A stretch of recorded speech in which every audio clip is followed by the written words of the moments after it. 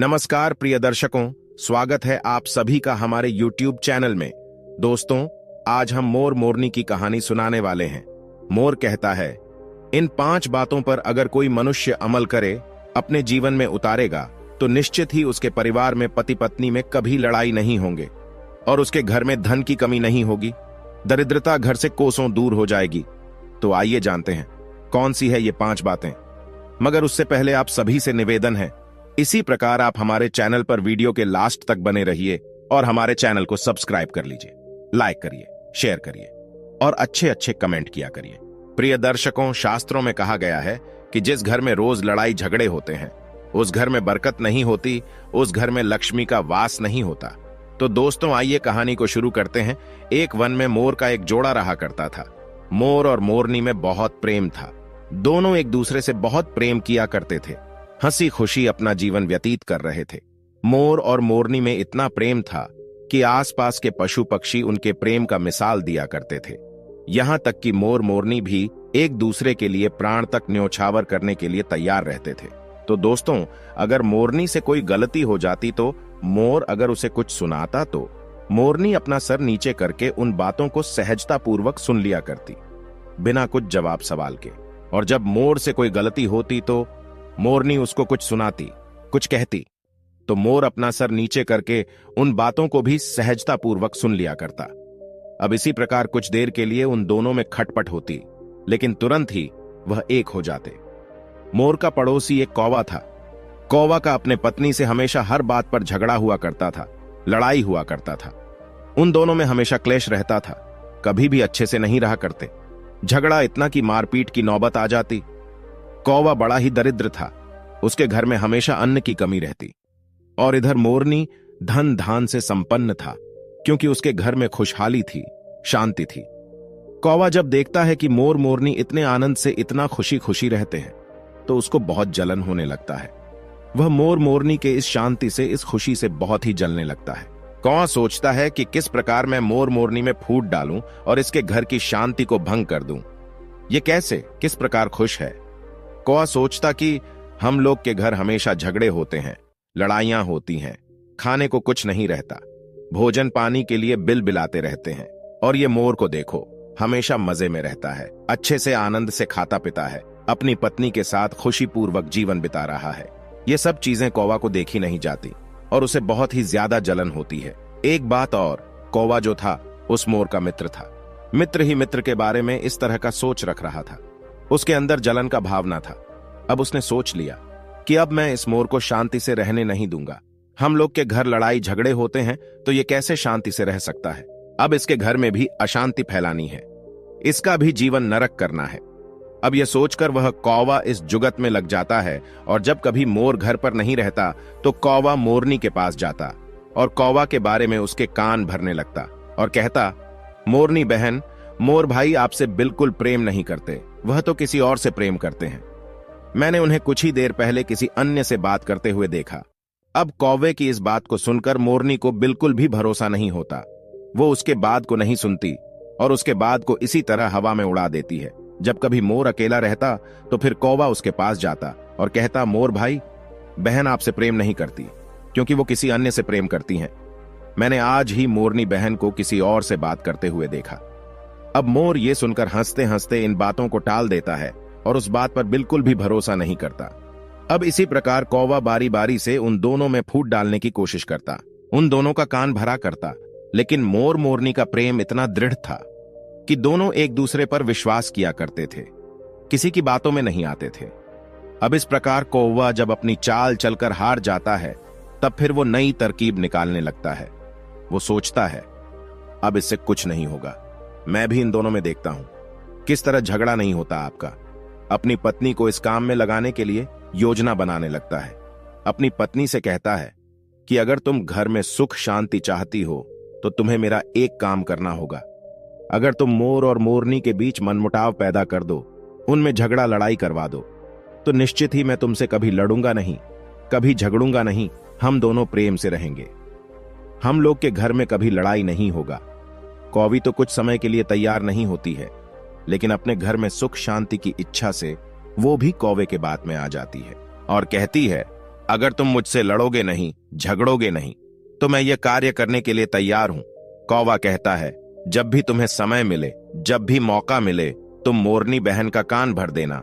उसके मन में मोर भाई के प्रति मनमुटाव डालते रहना, और मुझे भी जब समय मिलेगा, जब भी मौका देखूंगा, मोर के मन में मोरनी के प्रति नफरत भरता रहूंगा। अब दोनों यही बात करके अपने अपने काम में लग जाते हैं। जब मोर मोरनी के साथ नहीं रहता, तो कौवी जो थी मोरनी के पास बैठकर उसे कहने लगती कि मैंने आज मोर भाई को कहीं जाते हुए देखा। वो किसी से बात कर रहे थे। मैंने उन्हें किसी से बात करते हुए देखा। वो आपसे प्रेम नहीं करते, अन्य से प्रेम करते हैं, आपसे प्रेम नहीं करते। अब मोरनी इन बातों पर यकीन नहीं करती है। अब उधर कौवा भी इसी जुगत में लगा रहता। वो भी मोर से कहता रहता है कि मैंने मोरनी को किसी से बात करते हुए देखा। वो आपसे प्रेम नहीं करती, किसी अन्य से प्रेम करती है। अब इसी प्रकार लगातार बार बार कौवा और कौवी मोर मोरनी के मन में ये सारी गलत चीजें डालने लगते हैं। दोस्तों, अगर एक ही बात को किसी के सामने बार बार कहा जाए, तो धीरे धीरे ना चाहते हुए भी उसके अंतर्मन में ये बातें जाने लगती हैं, और उस मोर और मोरनी के साथ ऐसा ही होता है। अब लगातार यही बातें सुनते सुनते मोरनी को लगने लगता है कि कौवी बहन मेरा भला चाहती है।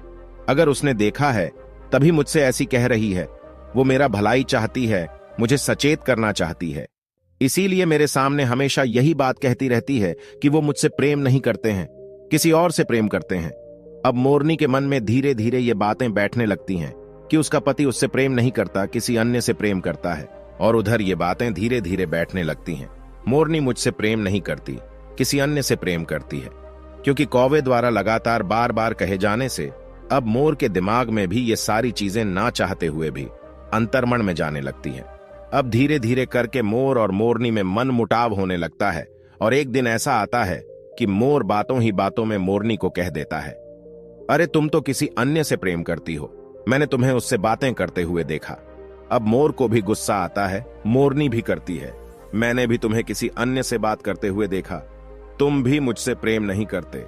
अब दोनों में इसी प्रकार लड़ाइयां झगड़े होने लगते हैं। अब ये लड़ाई और झगड़े धीरे धीरे बढ़ने लगते हैं, और लड़ाई झगड़ों के साथ साथ उनके घर से लक्ष्मी रूठने लगती है। लक्ष्मी उनका घर छोड़कर चली जाती है।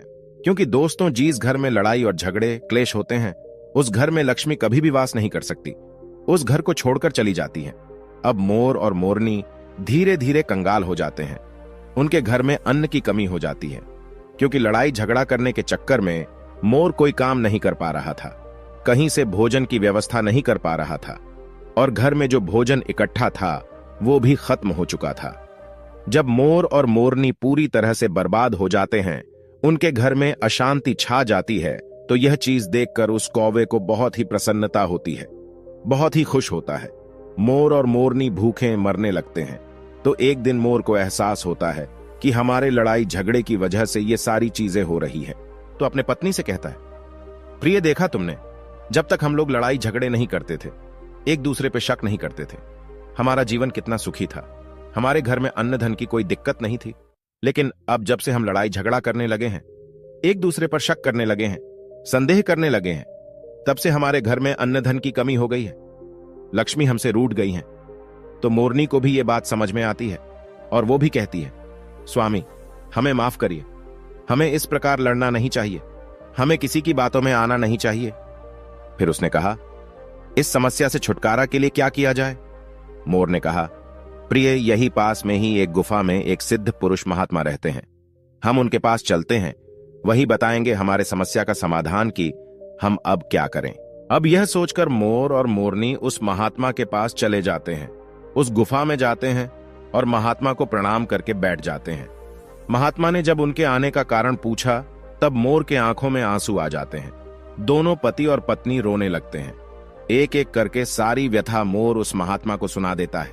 तब महात्मा ने कहा, हे पक्षी, हे मोर, मेरी बातों को ध्यान से सुनना। मैं ऐसी 5 बातें बताता हूं जिसे तुम अपनी जिंदगी में, अपने जीवन में अमल करोगे, और जो भी मनुष्य इन 5 बातों को अपने जीवन में अमल करेगा, इस रास्ते पर चलेगा, तो निश्चित ही उसके घर में कभी लड़ाई झगड़े नहीं होंगे, उसके घर में कभी धन की कमी नहीं होगी, उसके घर से लक्ष्मी कभी रूठ कर नहीं जाएंगी, उसके घर से दरिद्रता हमेशा कोसों दूर रहेंगी। इसके बाद महात्मा ने कहा, पहली बात, जो तुम्हारे जानने वाले होते हैं सगे संबंधी होते हैं, जो तुम्हें अच्छे से समझ रहे होते हैं, जो तुम्हें अच्छे से जान रहे होते हैं, वही तुम्हारा जड़ काटते हैं। ये बात सत्य है। जो व्यक्ति तुम्हारे पहचान का होता है, तुम्हारा अपना होता है, ज्यादातर वही लोग आपके जड़ों को काटते हैं। घर का भेदी लंका ढाए, वहीं आपके दुखों और समस्याओं का कारण होता है। तो इसलिए कभी भी अपने करीबियों को अपनी राज की बात, अपनी गुप्त बातें कभी मत बताना। और दूसरी बात, अपने मित्र के सामने धनी होने का दिखावा मत करना। अपने मित्र के सामने अपनी बढ़ाई और दिखावा करोगे कि मैं इतना अधिक धनवान हूं, तो वो मित्र आपके बारे में गलत धारणा बना लेगा। अगर पहले वो सोच रहा होता है कि आप अच्छे हो, लेकिन ये आपकी झूठी बातें सुनकर वो आपसे दूर होने लगेगा और आपसे घृणा करने लगेगा। इसलिए अपने मित्र के सामने धनी होने का दिखावा मत करो। और तीसरी बात, अन्य दूसरे के कहने पर कभी विश्वास नहीं करना चाहिए। जब तक आप अपने आंखों से देख ना लो, तब तक उन बातों पर विश्वास नहीं करना चाहिए। अगर किसी ने आपके कान को भर दिया है, आपके अपनों के प्रति मनमुटाव पैदा कर दिया है, तो आप बिना कुछ जाने सुने उस चीज पर बिल्कुल भी विश्वास ना करिए। कहीं कहां है, सुनी सुनाई बातों पर ना आए। और चौथी बात, अपनों पर शक करना विनाश को न्योता देता है। अगर आप अपनों पर शक करेंगे तो निश्चित ही आप विनाश के कगार पर पहुंच जाएंगे। चाहे वो पति पत्नी, पिता पुत्र, माता पिता, इन पर कभी शक मत करना। आप औरों पर शक कर सकते हैं, लेकिन अपनों पर नहीं। और पांचवी बात, कभी भी बिना बुलाए किसी भी समारोह उत्सव में नहीं जाना चाहिए। अगर आपको किसी ने न्योता नहीं दिया है, नहीं बुलाया है, तो इसी तरह आप उस पर हक जताते हुए वहां मत पहुंच जाइए। इस तरह आपके सम्मान को ठेस पहुंचेगी, आपके मान सम्मान में कमी आ जाएगी। कहा गया है, बिना बुलाए कहीं जाना नहीं चाहिए और बिना न्योता दिए कहीं खाना नहीं चाहिए। अगर व्यक्ति ने आपको खाने पर पूछा है, तो खुशी खुशी उस खाने को ग्रहण करिए, उस भोजन का सम्मान करिए। अगर व्यक्ति ने आपको खाने पे नहीं बुलाया है, तो आप उस पर दावा लगाते हुए उस भोजन को ना करें, तो ही अच्छा है। बिना न्योता दिया हुआ भोजन खाना यानी कि जूठन खाने के बराबर है। और आपको जब किसी ने नहीं बुलाया है, तो आप उस स्थान पर मत जाइए। ये आपके अपमान समान है। समाज में आप अपने आप को नीचे गिरा देते हैं।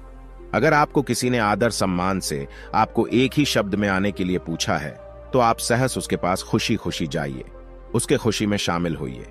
व्यक्ति ने अगर नहीं पूछा है, तो आप अपना अपमान कतई मत करवाइए। अगर आप इन 5 बातों पर अमल करोगे, तो निश्चित ही आपके घर में झगड़े और लड़ाइयां नहीं होंगी, धन की कमी नहीं होंगी। यही बातें साधु महात्मा ने मोर और मोरनी को बताई। तो दोस्तों, आप भी इन बातों को अपने जीवन में अमल करिए और हमेशा खुश रहिए। अपनों पर विश्वास बनाए रखें। किसी ने खूब कहा है, जिंदगी जीना आसान नहीं होता, बिना संघर्ष के कोई महान नहीं होता। जब तक ना पड़े हथौड़े की चोट, पत्थर भी भगवान नहीं होता।